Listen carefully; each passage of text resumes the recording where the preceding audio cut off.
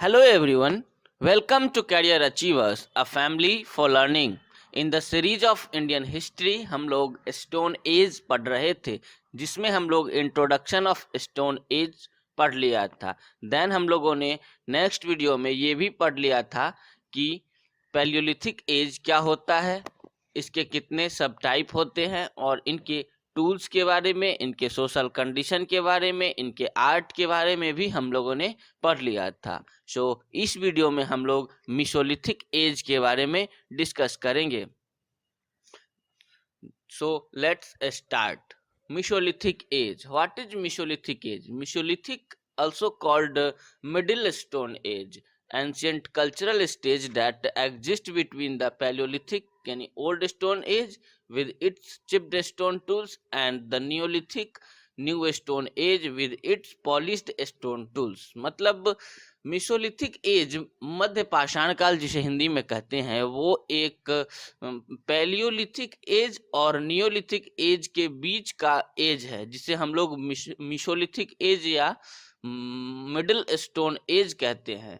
जो मानव का टूल्स था, ह्यूमन टूल्स, स्टोन टूल्स था उस समय का स्टोन एज के अंदर, वो एक चिप्ड स्टोन मतलब पत्थर के टुकड़े से लेकर और पॉलिश किए गए टूल्स के बीच का जो पीरियड है वो मिसोलिथिक पीरियड कहलाता है। इस पीरियड में ह्यूमन का काफ़ी डेवलप होता है। मानव ने मिसोलिथिक एज में काफ़ी मतलब ग्रो की, उन्नति की। जो पूरा पाषाण काल को नव पाषाण काल यानी मतलब पूरा पाषाण काल बोले तो पैलियोलिथिक एज को मतलब नियोलिथिक एज से अलग करता है और ये उसके बीच का जो एरा था वही मिसोलिथिक एज कहलाता है। इस एज में मतलब जो बर्फ की नदियां थी वो छोटी हो रही थी और जो क्षेत्र मतलब पहले बर्फ से ढके हुए थे वहाँ घने घने जंगल उग गए। बड़े पशु तो वहाँ से चले गए किंतु मनुष्य ने कुत्ते को पालतू बना लिया। कुत्ता उसे शिकार में सहायता देने लगा। मतलब मिडिल स्टोन एज की मतलब विशेषता छोटे छोटे औजारों के का इस्तेमाल था जिसके बारे में हम इस वीडियो में डिस्कस करेंगे। इन छोटे औजारों को मतलब माइक्रोलिथ यानी लघु अश्म कहते हैं। इसके बारे में हम आगे डिस्कस करेंगे इस वीडियो में। और जो भोजन के लिए इधर उधर भटकते रहते थे वो अब इस एज के अंदर भोजन इकट्ठा करने वाले यानी भोजन संग्राहक के रूप में, फूड कलेक्टर के रूप में मानव उभर कर सामने आता है। इसमें कुछ इस्तेमाल मतलब जो टूल्स थे उनके वो छोटे छोटे भाले और तीर के नोक में इस्तेमाल किए जाते थे। Now we are discuss about some important facts related to the Mesolithic age. In India, it spanned around 10,000 BC to 4,000 BC. India के अंदर मिसोलिथिक एज का जो पीरियड है वो 10,000 से मतलब 4,000 BC माना जाता है। और ये जो एज था वो पैलियोलिथिक और नियोलिथिक एज के बीच का एज है। The people of this age lived on hunting, fishing and food gathering. इस एज के जो पीपल थे वो मतलब रहते थे मतलब और अपने पेट पालने के लिए वो मछली मारा करते थे, शिकार किया करते थे और फूड गैदरिंग यानी भोजन इकट्ठा किया करते थे। But leather on they also domesticated animals. उसके बाद इन्होंने मतलब जानवरों को भी पालतू बनाना इस एज के अंदर शुरू कर दिया था। The characteristic tool of this age were microliths. और इस एज की एक सबसे बड़ी विशेषता ये है कि इस एज में जो टूल्स थे वो छोटे हो गए थे साइज में और उनका इस्तेमाल काफ़ी ज़्यादा बढ़ गया था और ये बहुत ही ज़्यादा उपयोगी हो गया था। The people of this age practised painting. इस एज में मतलब जो मतलब आर्ट था वो भी उभर कर बहुत मतलब बढ़िया हो गया था और लोग पेंटिंग करना शुरू कर दिए थे। कई सारे रॉक्स पेंटिंग है जो हमें मतलब इंडिया के अंदर भीमबेटका मध्य प्रदेश से मिला है। एविडेंस के रूप में। और इस एज में ही मिसोलिथिक मतलब जो साइट है वो बहुत सारा साइट है जो राजस्थान से हमें मिला है, और रिवर कृष्णा रिवर के मतलब दक्षिण से हमें साउथ से मिला है। और ऐसे साइट्स के बारे में हम इस वीडियो के एंड में चर्चा करेंगे। और बागोर एक साइट है जो राजस्थान, और आदमगढ़ है जो मध्य प्रदेश के अंदर है। ऐसे साइट्स हैं जो मिसोलिथिक साइट के रूप में मतलब देखे जा सकते हैं। आगे हम साइट के बारे में इस वीडियो में मतलब डिस्कस करेंगे। देन आते हैं हम इनके टूल्स के बारे में। इनके जो टूल्स थे वो काफ़ी एडवांस्ड हो गए थे, और ये माइक्रोलिथ्स कहे जाने लगे थे। माइक्रोलिथ्स का एक मतलब टूल्स थे पहले जो मतलब चॉपर, हैंडेक्स और क्लीवर हुआ करते थे, जो पैलेयोलिथिक एरा के अंदर हम लोगों ने पढ़ा था।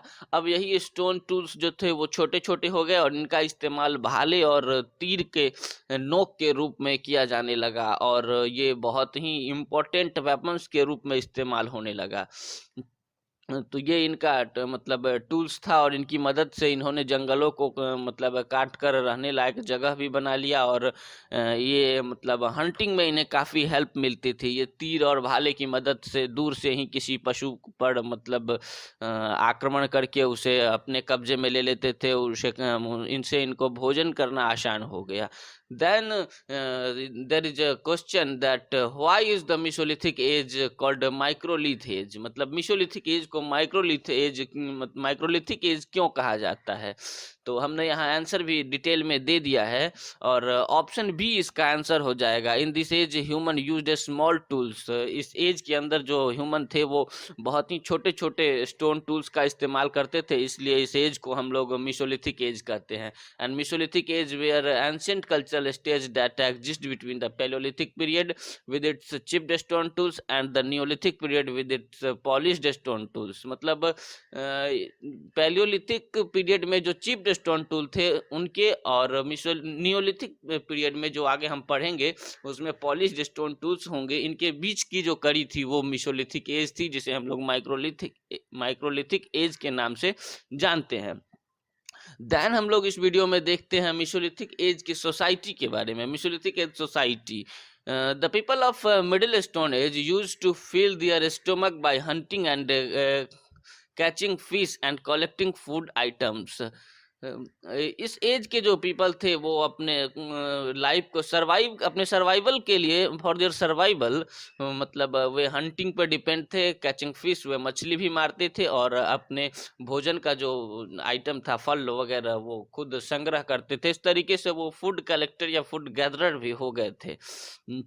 Letter he also started animal husbandry. उसके बाद इन्होंने जानवरों को पालतू बनाना शुरू कर दिया था। There were some gradual changes in the social life of people in the middle stone age. Middle stone age के अंदर इन्होंने अपने लाइफ में बहुत ही ग्रेजुअल चेंजेस मतलब बहुत ही क्रमिक परिवर्तन किए, जिसका मतलब विस्तृत जो रूप है वो हमें नियोलिथिक एज के अंदर देखने को मिलता है, from see in the Neolithic period. Now इस वीडियो में हम लोग जो सबसे ज़्यादा इम्पोर्टेंट है वो है मतलब मिसोलिथिक आर्ट के बारे में डिस्कस करेंगे। मिसोलिथिक आर्ट की बात करें तो इस एज के जो मतलब मानव थे वो बहुत ही मतलब डेवलप हो गए थे पेंटिंग के मामले में, और इन्होंने अपने आर्ट के स्किल को बहुत ज़्यादा बढ़ा लिया था। और आर्ट की बात करें तो इसमें पेंटिंग, रॉक पेंटिंग्स का उदाहरण हमें भीमबेटका से इंडिया के अंदर मिला है, और भी बहुत सारे साइट हैं जिनके बारे में हम आगे इस साइट पे जब चर्चा करेंगे तो डिस्कस करेंगे। और इनके जो आर्ट में थे वो बीड्स थे। बीड्स का मतलब इन्होंने शुतुरमुर्ग के अंडे से बीड्स बनाना सीखा, और क्ले से भी बीड्स बनाना सीखा, और उस बीड्स की मदद से मतलब मोती की मदद से ऑर्नामेंट्स, गहने बनाए। उसके बाद एक मतलब बहुत ही ह्यूमन मतलब डेवलपमेंट के अंदर बहुत ही इम्पोर्टेंट इन्वेंशन कहे तो इसी एज के अंदर पॉटरीज का इन्वेंशन हो गया था। और पॉटरीज की ज़रूरत इन्हें क्यों महसूस हुई? क्योंकि ये अब फूड कलेक्टर हो गए थे। ये हंटर गैदरर से अब गैदरर से फूड कलेक्टर हो गए थे। चूँकि अब भोजन को ये इकट्ठा करके रखने लगे थे, तो इन्हें रखने के लिए जगह चाहिए थी, तो इन्होंने अपना मतलब भोजन रखने के लिए पॉटरीज बना ली, बर्तन बना लिए। शुरू में तो मतलब ये पॉटरी मतलब मिट्टी के गड्ढा खोद कर इन्हें वो मतलब पॉलिश मिट्टी से ही करके उसमें अनाज या फिर फल वगैरह रखते थे, लेकिन बाद में धीरे धीरे इन्होंने इसी एज के अंदर पॉटरीज बना लिया। और the people would use clay to make the potteries, ये पॉटरी को बनाने के लिए क्ले का इस्तेमाल करते थे, जिसे हम लोग गीली मिट्टी कहते हैं। और इसी एज के अंदर हमें कुछ स्टोन पॉटरीज भी मिलते हैं। नाउ हम इस वीडियो में देखते हैं साइट ऑफ मिसोलिथिक एज को। The various site of Mesolithic period were location in, जो सबसे इम्पोर्टेंट साइट है इसमें वो उसको हमने यहाँ लोकेटेड कर दिया है, जिसको हम इस वीडियो में डिस्कस कर लेंगे। हम एक एक को बारी बारी से फुल डिटेल में डिस्कस करेंगे यहाँ। तो इसमें जो एक इम्पोर्टेंट साइट है वो लंगनाज है। और लंगनाज जो है वो बालू के मतलब के टीले स्थित लंगनाज मतलब गुजरात का बहुचर्चित मिसोलिथिक मतलब प्लेस है। इसका जो इन्वेंशन है वो 1941 में हुई थी। और इसका एक्सकेवेशन जो है एच.डी. संकालिया और बी सुब्बा राव एवं के.यू.आर. केनेडी ने यहाँ उत्खनन किया था। और यहाँ की विशेषता ये है कि यहाँ से हमें मुड़ी हुई अवस्था में मतलब फ्लेक्स्ड बरियल्स मतलब यहाँ से मिले हैं, जो मतलब समाधिस्थ मानव कंकाल कह सकते हैं इसको। मतलब ह्यूमन मतलब मानव के डेथ के बाद जो उन्हें दफना दिया जाता है तो जनरली लोग सीधा रखते हैं, और यहाँ के अंदर से जो हमें मिले हैं वो यहाँ से मुड़ा हुआ अवस्था में पाया गया है। और मतलब उत्खनन से जो यहाँ के महत्वपूर्ण साक्ष्य थे वो यहाँ मतलब एविडेंस थे। इम्पोर्टेंट एविडेंस की बात करें तो लांगल से हमें मतलब 14 ह्यूमन स्केल्टन एवं जो कॉपर नाइव्स थे, तांबे के चाकू, और 14 मानव कंकाल मिला है। और यहाँ मतलब की बात करें तो लांगल से प्राप्त जो 14 ह्यूमन स्केल्टन थे उसमें से 13 जो थे वो पैर को मोड़कर दाहिनी करवट लिटाकर दफनाया गया था, लेकिन एक को बाएं तरफ मतलब लिटाया गया था। यहाँ के मानव की मतलब जो लेंथ थी यानी लंबाई थी वो मतलब औसत थी। और यहाँ के मानव के स्केलेटन को अगर मतलब डिटेल अध्ययन किया गया तो पता चला कि इन्हें मतलब दंत क्षय जो होता है वो मतलब दांत की जो मतलब वो बीमारी इन्हें पहले से थी, और इसके एविडेंस यहाँ मिले हैं इसके स्केलेटन पे स्टडी करने के बाद। और यहाँ के मतलब जो कंकाल के कपाल जो थे वो टूटे हुए थे। इसी आधार पर यह मतलब अवधारणा व्यक्त की गई कि लांगल के मध्य पाषाणिक यानी मिसोलिथिक लोग नर मांस भक्षी थे, जिसे कैनेडी ने सफलतापूर्वक, कैनेडी एक आर्कियोलॉजिस्ट थे जिन्होंने इसे सफलतापूर्वक गलत सिद्ध कर दिया। और लांगल से प्राप्त मानव कंकाल की प्रजाति का निर्णय एक विवादास्पद विषय है, इसलिए हम भी इस पे ज़्यादा चर्चा नहीं करेंगे। Now we are discuss about Bagor in Rajasthan. तो बागोर जो साइट है यह मतलब बनास की सहायक जो मतलब रिवर है वो कोठारी रिवर एक जगह है। कोठारी नदी मतलब जगह नहीं, रिवर है, कोठारी नदी पर स्थित है। यहाँ से प्राप्त टीले महासती कहा जाता है। और इसके एक्सकेवेशन जो एक्सकेवेटर थे उत्खनन करता वो बी.एन. मिश्रा एवं जर्मनी के एक एलिस लेस्निक ने इसको खोजा था। और 1971 में इसकी खोज मतलब बी.एन. मिश्र के निर्देश में किया गया था। और यहाँ की विशेषता ये है कि बागोर भारत का सबसे बड़ा मतलब मिसोलिथिक प्लेस है। यहाँ से मतलब हमें डोमेस्टिकेशन के मतलब ओल्ड एविडेंस मिलते हैं, सबसे ज़्यादा ओल्ड एविडेंस मिलते हैं। यहाँ से हमें मिसोलिथिक एज मतलब एज का जो एविडेंस प्राप्त होता है वो सबसे ज़्यादा विधिवत रूप से उत्खनित एवं प्रतिवेदित मिसोलिथिक साइट है। यहाँ से चलसेडी औजारों एवं कसाई खाने के मतलब एविडेंस मिले हैं।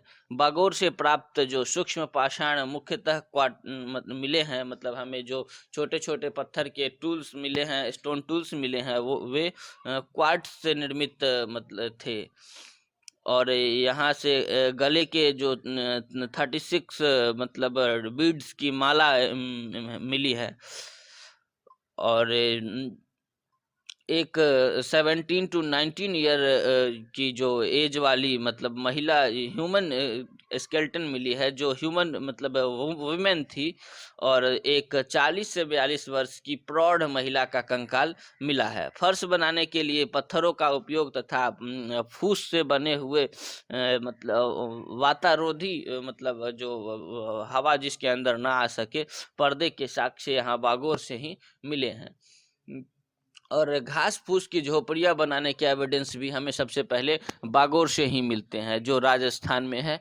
नाउ हम लोग डिस्कस करेंगे चौपानी मांडो इन उत्तर प्रदेश को।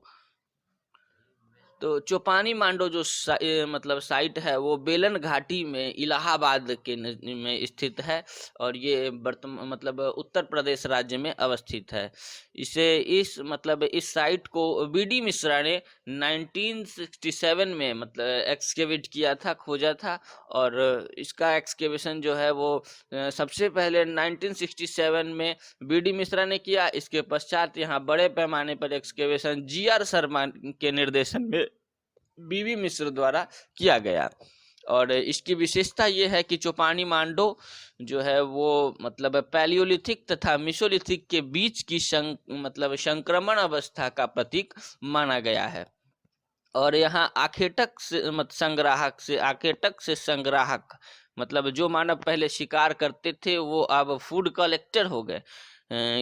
इसके जो मतलब प्राइमरी स्टेज थे और वो मिले हैं। और यहाँ से मतलब एग्रीकल्चर का भी मतलब शुरुआत देखने को मिलता है। चौपानी मांडो का क्षति मतलब जो है वो हॉरिजॉन्टल एक्सकेवेशन हुआ था, और यहाँ से बस्तियों के अवशेष मिले हैं, जिसमें 13 झोपड़ियाँ मधुमक्खी के छत्ते आकार के जैसे अंडाकार आकार जैसी तथा कुछ गोलाकार यानी जिसको हम आप सर्कुलर कह सकते हैं कि बस मतलब मिले हैं। और यहाँ कुछ जंगली चावल के भी एविडेंस हमें मिले हैं, उसके रिमेन्स मिले हैं। और कुछ हाथ से बनाए हमें पॉटरीज भी मिले हैं, जो मुख्यतः क्ले द्वारा बनाए गए थे, मिट्टी के बनाए गए थे। और यहाँ से हमें कुछ अन्नागारों यानी ग्रेनरी भी हमें के एविडेंस मिलते हैं। नाउ जो नेक्स्ट इम्पोर्टेंट साइट है वो भीमबेटका है। भीमबेटका जो एंड आदमगढ़ जो साइट है वो मध्य प्रदेश में है। भीमबेटका मतलब मध्य प्रदेश के रायसेन जिले में मतलब देखा जा सकता है भीमबेटका को। और इसे 1957 में एक्सकेवेट किया गया था। 1957 में विष्णुधर वकारकर ने इसका एक्सकेवेशन किया था। और वकारकर महोदय को भारत में पाषाण कला का पितामह कहा जाता है। और इस साइट की विशेषता ये थी कि यहाँ से पार्वती एशुलियन से मध्यकाल तक कुल 7 कालों के विकास का एक अविच्छिन्न सांस्कृतिक क्रम दिखता है। और यहाँ जो थे वो ह्यूमन के जो आर्ट थे उसके डेवलप का प्रमाण मिलता है।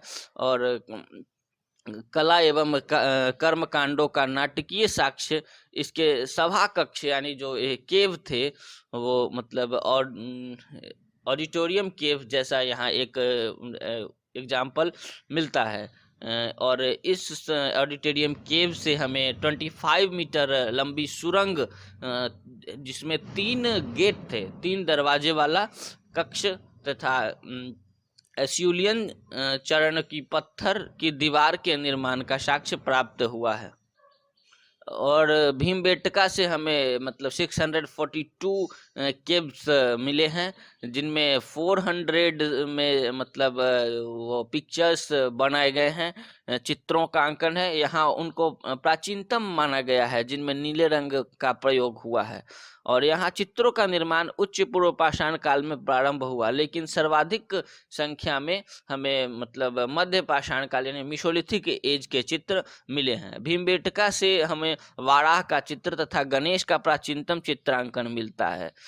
और सुअर का भी यहाँ गैंडे का और सिंह भैंसे का तथा निचला होठ हाथी का भी हमें यहाँ पे चित्र देखने को मिलता है। और यहाँ से हमें कुषाण एवं गुप्त काल के भी मतलब ब्राह्मी अक्षरों में इंस्क्रिप्शंस मिलते हैं, जिसका हम कुषाणा पीरियड पढ़ेंगे उस समय इसका हम लोग स्टडी करेंगे।